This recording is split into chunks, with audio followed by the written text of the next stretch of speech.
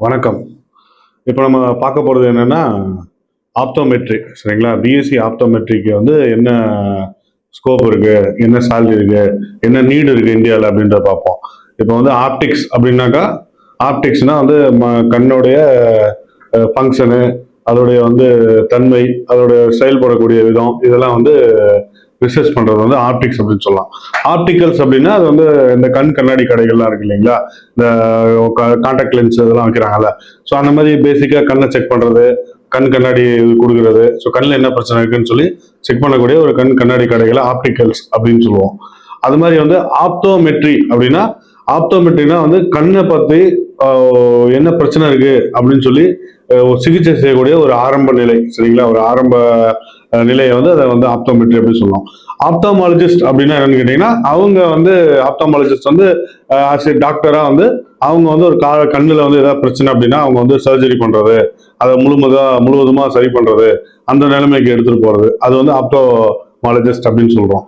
So இதுல BSc ஆப்டோமெட்ரிக்கு வந்து எந்த மாதிரி வந்து உங்களுக்கு வேலை வாய்ப்புகள் இருக்கு அப்படின்னா, அலைடு ஹெல்த் சயின்ஸ்ல வந்து நீங்க வந்து ரொம்ப வந்து ஃபெமிலியரா வந்து நிறைய வாண்டட் இருக்கக்கூடிய ஒரு கோர்ஸா வந்து ஆப்டோமெட்ரி பார்க்கப்படுது. எதனால அப்படின்னு கேட்டோம்னா, இந்தியாவில் ஜென்ரலா வந்து பாத்தீங்கன்னா அந்த அளவுக்கு நம்ம டெவலப்டு கண்ட்ரி இல்லைன்றதுனாலயோ, இல்ல வந்து நிறைய ஆப்டோமெட்ரிஸ்ட் இல்லாதனாலையும், ஸோ நிறைய மக்கள் வறுமை கோட்டுக்கு கீழே இருக்கிறதுனாலையும் என்ன பிரச்சனை பார்த்தீங்கன்னா, அவங்கள வந்து ஒரு 100ல ஒரு 25 பேருக்கு கண்ணில் பிரச்சனை இருக்கு. 25% அவங்க வந்து கான்டாக்ட் லென்ஸ் வைக்கணும், இல்ல கண்ணை செக் பண்ணணும், இல்ல கண்ணாடி போடுற சூழ்நிலை வந்து இந்தியாவில் இருக்கு. பட் ஆனால் வெறும் 10% பேர் தான் வந்து ஒரு கான்டாக்ட் லென்ஸோ ஒரு ஸ்பெக்ஸோ வந்து யூஸ் பண்ற மாதிரி ஒரு சூழ்நிலை இருக்கு. அதனால இந்தியாவில் வந்து ஆப்டோமெட்ரிக்கு வந்து ஒரு நல்ல ஸ்கோப் இருக்குது. இது வந்து பாத்தீங்கன்னா ஒரு 4 இயர்ஸ் டிகிரி ப்ரோக்ராம். இந்த 4 இயர்ஸ் டிகிரி ப்ரோக்ராம் வந்து உங்களுக்கு 3 இயர்ஸ் கோர்ஸும் 1 இயர் இன்டர்ன்ஷிப்பும் வரும். இன்டர்ன்ஷிப்புக்கு நிறைய இடத்துல வந்து உங்களுக்கு வந்து பாத்தீங்கன்னா பேசிக் சேலரி ஒரு 7,500 இருந்து 15,000 25,000 வரைக்கும் கொடுக்குறாங்க. கோர்ஸ் முடிச்சதுக்கு அப்புறமும் நிறைய உங்களுக்கு ஹாஸ்பிட்டல்ல நிறைய ஆப்டிகல்ஸ்ல இந்த மாதிரிலாம் உங்களுக்கு வந்து 25,000 பேசிக் சேலரி கிடைக்குது.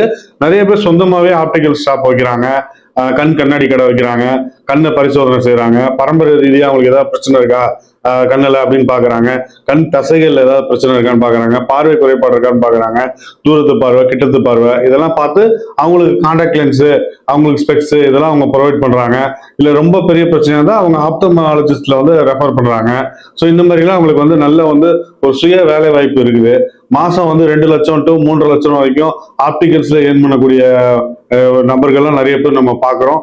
நம்மளுக்கு மார்க்கெட் இந்த மாதிரி வந்து சூழ்நிலை இருக்கு. அதனால நீங்க வந்து டெஃபினட்டா வந்து பிஎஸ்சி ஆப்டோமெட்ரி வந்து நீங்க அந்த கோர்ஸை செலக்ட் பண்ணலாம்.